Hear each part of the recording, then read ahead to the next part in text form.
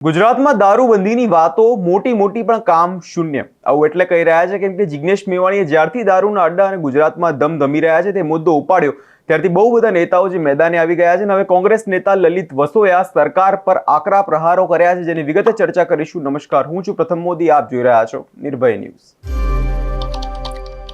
લલિત વસોયાએ સરકારને આડે હાથ લીધી છે અને કહ્યું છે કે ગુજરાતમાં દારૂબંધી માત્ર નામની જ છે, જે વસ્તુ અત્યારે ગુજરાતમાં રહી જ નથી। રાજ્યના ખૂણે ખૂણે દારૂ અને ડ્રગ્સનો કારોબાર ચાલી રહ્યો છે, પોલીસ અધિકારીઓ હપ્તાખોર બની ગયા છે।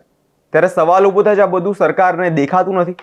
યુવાનોને ડ્રગ્સના રવાડે ચડાવવાનું આ ષડયંત્ર ચાલી રહ્યું છે। ગુજરાતમાં જે ધર્મગુરુઓ છે તેમણે પણ આ લડાઈમાં કોંગ્રેસનો સાથ આપવો જોઈએ અને કંઈક બોલવું જોઈએ અને આ લોક કલાકારો આજે ચૂપ છે। આજનો યુવા ધન જે ડ્રગ્સ પર રવાડે ચડ્યો છે તે મુદ્દે ખુલીને આવવું જોઈએ।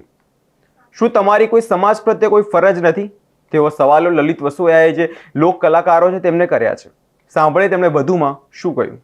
સોશિયલ મીડિયા ઉપર જે લડાઈ ચાલી રહી છે એ બાબતે આજે મારે સ્પષ્ટ અને ખુલીને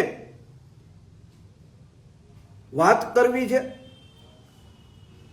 ગુજરાતનો યુવા જિગ્નેશ મેવાણી દારૂ અને ડ્રગ્સ સામે અવાજ ઉઠાવે,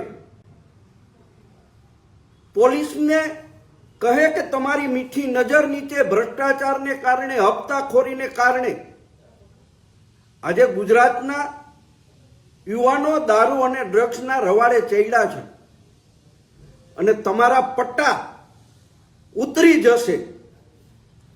જિગ્નેશ મેવાણી આઠ ચોપડી પાસ નથી। એને બહુ સમજી વિચારીને કહ્યું છે કે ભારતના બંધારણની અંદર સરકારી કર્મચારીઓની અને ખાસ કરીને પોલીસની ફરજ છે કે ગુજરાતની અંદર દારૂબંધી છે। ગુજરાતનું યુવા ધન દારૂ અને ડ્રગ્સના રવાડે ચડ્યું છે, ત્યારે દારૂ અને ડ્રગ્સનું સેવન કરવા વાળાને તમે પકડો છો, પરંતુ દારૂ અને ડ્રગ્સનું વેચાણ કરતા લોકો સામે પોલીસ પગલાં લેતી નથી અને એની પાછળનું કોઈ કારણ હોય તો એ પોલીસની હપ્તાખોરી છે અને આવા પોલીસ અધિકારીઓના પટ્ટા ઉતરવા જોઈએ। અને જિગ્નેશ મેવાણીએ જે કીધું છે એ સાચું છે અને આજે આખા ગુજરાતની પ્રજા જિગ્નેશ મેવાણીની ફેવર કરી રહી છે, આ મુદ્દાને હાઇલાઇટ કરી રહી છે।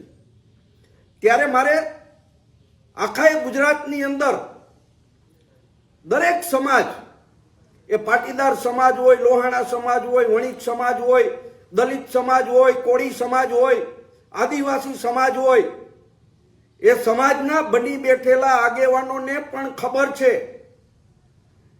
કે એના સમાજના 30% વધારે યુવાનો ડ્રગ્સ અને દારૂના રવાડે ચડી રહ્યા છે, પરિવારો બરબાદ થઈ રહ્યા છે। સમાજની મોટી મોટી વાતો કરવી છે, પરંતુ ક્યાંક આ રાજ્ય સરકારથી ડરીને, પોલીસથી ડરીને દારૂ અને ડ્રગ્સ વિશે બોલવું નથી।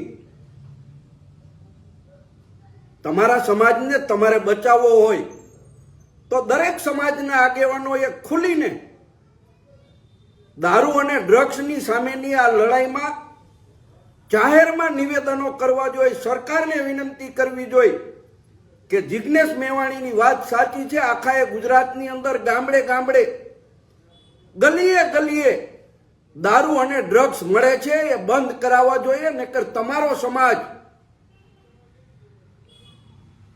બરબાદ થઈ રહ્યો છે। આવા સામાજિક આગેવાનોને, કોઈ પણ સમાજના હોય, એમને મારી વિનંતી છે કે આપ પણ ખુલીને આવો અને આ લડાઈ કોંગ્રેસ પાર્ટીની એકની લડાઈ નથી, આ ગુજરાતની લડાઈ છે। ગુજરાતના યુવા ધનને બચાવવા માટેની લડાઈ છે। એ લડાઈ જિગ્નેશ મેવાણી અને બાકીની ટીમ લડી રહી છે, ત્યારે તમારે સહકાર આપવા માટે આવવું જોઈએ। આ ગુજરાતની અંદર અનેક સંપ્રદાયો, અનેક ધર્મના વાળાઓ, અનેક ધર્મગુરુઓ પોતે પણ જાણે છે અને પોતાના પ્રવચનોની અંદર પણ કહે છે કે દારૂ અને ડ્રગ્સના વ્યસનથી દૂર રહો। આવા સાધુ સંતોએ પણ ખુલીને સરકારને કહેવું પડશે, મીડિયા સામે, સોશિયલ મીડિયા સામે આવીને કહેવું પડશે કે આ દારૂ અને ડ્રગ્સના કારણે યુવાનો બરબાદ થઈ રહ્યા છે, પરિવારો વિખાઈ રહ્યા છે, અનેક લોકો આ ડ્રગ્સ ને દારૂને કારણે મરી રહ્યા છે. ત્યારે ધર્મગુરુઓએ એના આશ્રમોની અંદર બેસીને ધર્મની વાતો કરવાને બદલે આ દૂષણ સામે લડવા માટે મેદાને આવવું જોઈએ, તાકાતથી આવવું જોઈએ. અને એ તાકાતથી તમે આવશો તો જ આ ગુજરાતની અંદર યુવા ધન બચી શકશે, આપણો ધર્મ બચી શકશે. લોક કલાકારો, સાહિત્યકારો ને પણ મારી વિનંતી છે કે શું તમે નથી જાણતા કે ગુજરાતની અંદર દારૂ અને ડ્રગ્સના રવાડે યુવાનો ચડ્યા છે? શું તમારા ડાયરાની અંદર પીને, નશો કરીને યુવાનો આવીને પૈસા ઉડાડે છે? તમે જોવો છો અને ઘણા ડાયરાના કલાકારો જાહેરમાં ટીકા પણ કરે છે. પરંતુ ગુજરાતની જનતાને, ગુજરાતના યુવાનોને બચાવવા માટે તમે કેમ નથી બોલતા? આ દરેક સામાજિક આગેવાનો, ધાર્મિક સંસ્થાના વડાઓ, લોક કલાકારોને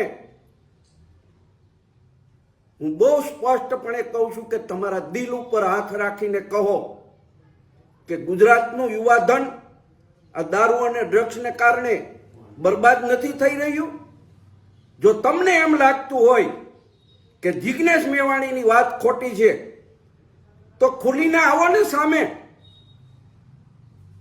ગુજરાતની પ્રજા તમને જવાબ દેશે. પણ આજે તમે નથી બોલતા તો કાલે આજ સમાજ, આજ ગુજરાતની પ્રજા તમને પણ કહેવાની છે કે જ્યારે જિગ્નેશ મેવાણી જેવો યુવાન દારૂ અને ડ્રગ્સ ની સામે લડાઈએ મેદાને પડ્યો છે ત્યારે તમે એના બચાવમાં આવ્યા નહોતા, તમે એના સમર્થનમાં નહોતા આવ્યા. મારી દરેક સમાજ, દરેક ધર્મના વડાઓને, દરેક કલાકારોને, લોક સાહિત્યકારોને, પત્રકાર મિત્રોને પણ મારી વિનંતી છે કે જો તમને એમ લાગતું હોય કે ખરેખર ગુજરાતની અંદર બેફામ દારૂ મળે છે, પોલીસની મીઠી નજર નીચે આ બધું ચાલી રહ્યું છે, તો તમે પણ સમર્થનની અંદર આવો. અને જિગ્નેશ મેવાણીએ જે પટ્ટા ઉતારવાની વાત કરી છે, જિગ્નેશ મેવાણી પાસે કે કોંગ્રેસ પાસે સત્તા નથી. પટ્ટા ઉતારવાની તાકાત અત્યારે અમારામાં નથી. પણ ભારતના બંધારણની અંદર બહુ સ્પષ્ટ જોગવાઈ છે અને જ્યારે પ્રજા આક્રોશથી સામે આવશે ત્યારે સરકારે મજબૂર થઈને આવા દારૂ અને ડ્રગ્સના હપ્તા લઈને એની છત્રછાયામાં બુટલેગરો જે બેફામ બન્યા છે એવા તમામ પોલીસ અધિકારીઓના પટ્ટા આ ગુજરાતની પ્રજા ઉતારશે.